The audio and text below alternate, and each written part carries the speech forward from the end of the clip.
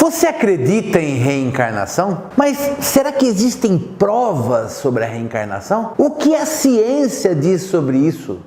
Interessou? Isso e muito mais no vídeo de hoje.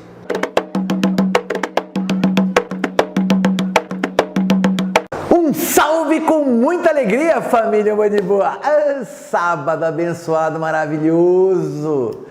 Olha, gente, é nesse momento que eu peço que todo mal que esteja com você, nesse momento seja quebrado e caia por terra e que você possa receber todas as bênçãos da espiritualidade.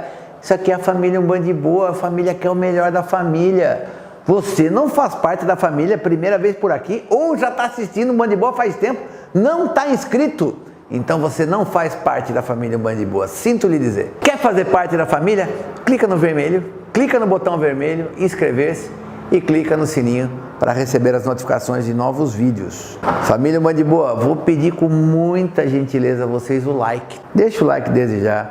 Esse é um vídeo que demandou muito trabalho, muita pesquisa, são vídeos que demoram para ser feitos. E eu tenho certeza que você vai gostar do resultado desse vídeo, de tudo que a gente vai passar para você hoje. Ah, pessoal, o Band de Boa, agora em agosto, faz 10 anos que nós estamos aqui no YouTube. Nunca falhamos uma semana em publicar vídeos novos para vocês. Então nós estamos fazendo aquela campanha. O que um Band de Boa fez para você? Qual foi o grande vídeo do Band de Boa que mudou sua vida? O que foi que o Band de Boa fez que ajudou você no momento que você mais precisava ou que despertou sua consciência?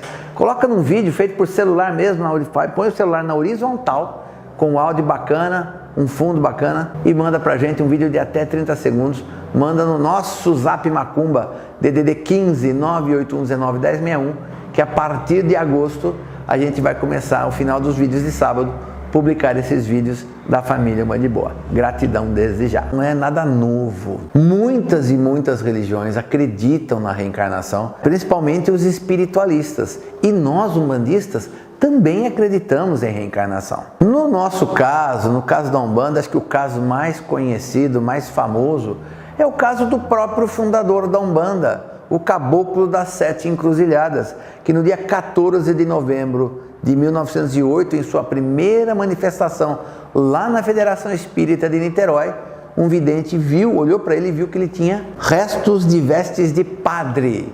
E o caboclo falou que aquilo era restos de uma vida que ele já tinha vivido, restos de uma outra encarnação. Então acho que isso já na Umbanda é o caso mais conhecido de reencarnação que chegou até nós. E a verdade é uma só, a gente não só acredita em reencarnação, mas muitos de nós buscam essa informação de muitas maneiras, às vezes através de métodos muito duvidosos. Então eu vou pedir para você acredita em reencarnação? Você já descobriu, já procurou saber quem você foi na outra encarnação? Coloca aqui nos comentários, que vai ser muito importante eu saber a sua opinião sobre reencarnação. Bom, pessoal, essa história toda de reencarnação acaba despertando uma pergunta que não quer calar. Será que a ciência estuda ou já estudou a reencarnação? Será que existem provas disso? Eu acho que é melhor a gente responder a primeira pergunta para depois responder a segunda. E a verdade é que sim, a ciência vem buscando estudar o fenômeno da reencarnação durante quase todo o século XX e sim, todo o século XXI.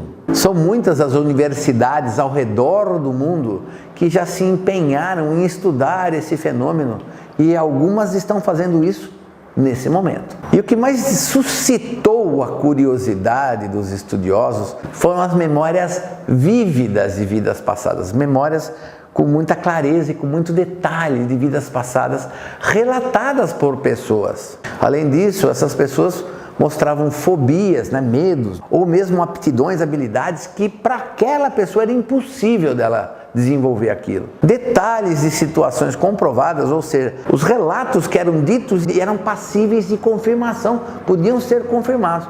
Fora isso, além de muitos casos de pessoas que se diziam lembrar de sua última encarnação, mostravam defeitos, problemas, marcas no corpo físico, ou seja, tinha inclusive evidências físicas. E pessoal, não adianta ficar falando para você aqui teoria, vamos contar alguns casos que eu tenho certeza que vai ser muito melhor para nossa análise. Quando John McConnell foi morto por 6 tiros em 1992, ele deixou para trás uma filha chamada Doreen. E Doreen acaba se casando e dá à luz a um filho chamado William em 1997. E William nasceu com um problema congênito. Quando eu falo congênito, é problema de nascença. O problema de nascença que o William nasceu era um defeito numa válvula do coração que não dava sangue para os pulmões. E o ventrículo direito de seu coração também era deformado. E a condição de saúde do pequeno William melhorou após inúmeras cirurgias e tratamentos. Agora, quando John, o pai de Doreen, quando foi assassinado, ele sofreu um tiro que o atingiu pelas costas, pegando o seu pulmão esquerdo, atingindo a veia pulmonar do seu coração. E isso, pessoal, consta no laudo necroscópico dele. A lesão que John sofreu ao morrer e a condição de saúde do pequeno William eram realmente muito parecidas, muito semelhantes. Lembrando, pessoal, que o William, no caso, é neto do John McConnell. Aí, se você acha que só por aí já tá, Márcio, mas é muito... Não dá para acreditar, escuta essa daqui. Um dia, o menino, ao tomar uma bronca da mãe dele, ele vira para a mãe e fala assim: quando eu era seu pai e você era pequena, você fazia um monte de coisas ruins e eu nunca bati em você. O que deixou Doreen chocada.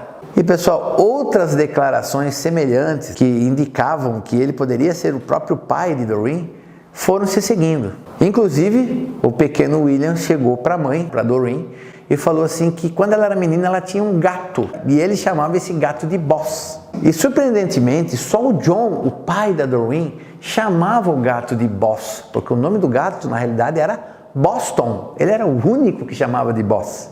E por curiosidade, a Doreen mostra a imagem de dois gatos diferentes e perguntou para o William qual que era o Boss. E ele falou: não é esse daqui não, esse aqui é outro gato, porque o Boss é esse daqui. Ele conseguiu reconhecer o gato, porque o segundo gato, que não era o Boss, era o Maniac, que era um outro gato da família. Olha que outra coisa bizarra. O pequeno William conseguiu determinar qual foi o dia da semana que ele nasceu, que era uma terça-feira. E também o dia que o John, ou seja, o avô dele, ou provavelmente ele mesmo, morreu, que era uma quinta-feira, mesmo antes de conhecer os dias da semana. Ou seja, o William tinha o quê? De 2 a 3 anos, pessoal. Ao perguntarem para o menino como ele sabia que ele tinha nascido numa terça-feira, ele disse que Deus havia dito para ele, Deus, né? Ou seja, seja lá quem for, havia dito para ele numa terça-feira que ele estava pronto para voltar. E você pode dizer para mim: Márcio, mas isso, são coincidências. O menino podia saber disso de uma outra forma. Senhor umbandista, nós umbandistas não acreditamos em coincidências. Mas vamos para o próximo caso. Aos 6 anos, Taranjit Singh morava na aldeia Alunamiana, na Índia. O rapaz dizia desde os 2 anos de idade que seu nome verdadeiro era Satnam Singh. E ele dizia que havia nascido na aldeia Chakshela, em Jalandhar, a cerca de 60 quilômetros de onde ele morava. Taranjit alegava ser um estudante da classe 9, com mais ou menos 15 ou 16 anos de idade, e que o nome do seu pai verdadeiro era Jit Singh. Ele dizia que ele estava andando de bicicleta indo para a escola e um homem com uma scooter fez uma colisão muito forte na bicicleta, o que acabou matando Satnam em 10 de setembro de 1992. Taranjit ainda dizia que os livros que ele estava carregando junto com ele naquele dia ficaram totalmente encharcados pelo seu sangue. E ele ainda dizia mais, que ele tinha 30 rúpias na carteira. Rúpia, para quem não sabe, é o dinheiro da Índia. A criança era tão insistente e a história era tão detalhada que o pai de Taranjit, que chamava-se Ranjit, decidiu investigar. Um professor em Jalandhar disse a Ranjit que o menino chamado Satnam Singh realmente havia morrido em um acidente e que o pai desse menino se chamava Jit Singh. Daí o Ranjit foi procurar a família do Satnam Singh, conversando com eles, contou a história e a família confirmou realmente os livros encharcados de sangue, inclusive o detalhe das 30 rúpias na carteira do garoto. E quando o pai, o Ranjit, levou o Taranjit, o filho dele de 6 anos, até a família do Satnam Singh, o menino, além de reconhecer algumas pessoas da família, numa foto ele conseguiu imediatamente reconhecer a ele próprio, ou seja, o finado Satnam Singh. O cientista forense Vikram Raj Chauhan leu sobre a história de Naranjit no jornal e decidiu também investigar. Ele tirou amostras da caligrafia do finado Satnam Singh e comparou com a caligrafia de Taranjit. E mesmo que o jovem Taranjit não fosse muito acostumado a escrever, a letra era muito parecida. E o Dr. Chauhan compartilhou a sua descoberta com colegas da universidade e eles também encontraram muitas similaridades entre as caligrafias. E aí, esse caso aqui já dá para acreditar? Ou você acha que não, Márcio, ainda não, tá? Tem muito pouco detalhe. Será? Será que tem pouco detalhe? Ou será que é você que não está querendo acreditar? Bom, então acho que agora, quem sabe você mude de ideia com o nosso próximo caso. É o caso do garoto James Leininger, que dizia ser um piloto de caça americano, morto na Segunda Guerra Mundial. James Leininger nasceu em 10 de abril de 1998, na cidade de São Francisco, no estado da Califórnia. E ainda bebê mudou-se com seus pais para Louisiana. Era um garoto muito tranquilo e calmo, mas a partir dos 2 anos começou a ter pesadelos terríveis, gritando muito durante a noite, o que assustava muito os seus pais, Andrea e Bruce Leininger. No dia 1º de maio de 2000, sua mãe o ouviu gritar: "Acidente de avião, avião em chamas, o rapazinho não pode sair." Quando os pais chegaram ao quarto, o garoto se debatia com muita força. A mãe no documentário ainda diz que o menino socava e arranhava as cobertas como tentasse sair de algum lugar. Depois que o menino acordou, os pais perguntaram para o garoto quem era o rapazinho dentro do avião. E o menino vira para eles e fala: "Eu." O pai ainda perguntou: "Mas quem estava atirando no avião?" E James respondeu: "Os japoneses." E daí Bruce ainda perguntou: "Como é que você sabe que eram os japoneses?" E o menino responde assim: "Por causa do grande sol vermelho." Para quem não sabe, a bandeira do Japão é uma bandeira branca com um sol vermelho bem no meio dessa bandeira. E os pais de James ficaram realmente assombrados com a riqueza de detalhes. E o pai perguntou para o garoto, perguntou para o James, para o pequeno James, de onde tinha vindo esse avião. E o garoto responde, James fala: "De um navio." E daí o Bruce ainda pergunta: "Mas que navio?" E o menino responde: "Do Natoma." E o pai comentou com a esposa: falou: "Nossa, nunca ouvi falar esse nome, Natoma, Deve ser um termo japonês." E o menino arremata em cima: "Não, é americano." Aí Bruce foi para o escritório, abriu o computador e começou a pesquisar o termo Natoma até encontrar um site que dizia sobre porta-aviões americanos da Segunda Guerra Mundial. E aí ele chama a esposa e fala para ela assim: "Você não vai acreditar. Existia um porta-aviões chamado Natoma Bay." Bruce e Andrea naquela noite tiveram muitas dificuldades para dormir, porque era realmente muito difícil acreditar que um menino tão pequeno poderia contar histórias com tanta riqueza de detalhes. E os pesadelos se intensificaram, começaram a se tornar cada vez mais frequentes. E o pai, Bruce, apesar de um incrédulo, resolveu investigar um pouco mais. E a partir disso começou a fazer mais perguntas para o garoto. E o menino falou para ele que o verdadeiro nome dele era James Houston Jr. e que tinha um melhor amigo que também era piloto.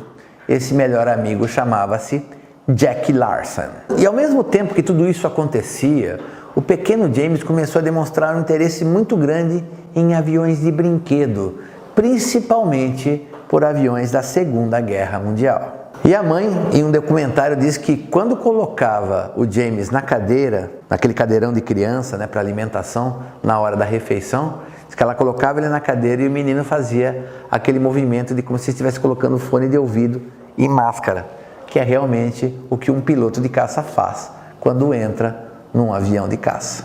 Aos 3 anos de idade, James começou a fazer desenhos de batalhas entre aviões do céu, com bombas explodindo e aviões caindo. Também nessa época ele começou a dar nomes para seus bonecos favoritos. Os nomes escolhidos foram Billy, Leon e Walter. E o pai perguntou por que ele tinha escolhido esses nomes para os bonecos. Ao que o garoto respondeu: foram esses 3 que eu encontrei quando eu cheguei no céu. Gente, deve ter sido sinistro para o pai desse menino, né? Viver tudo isso daí.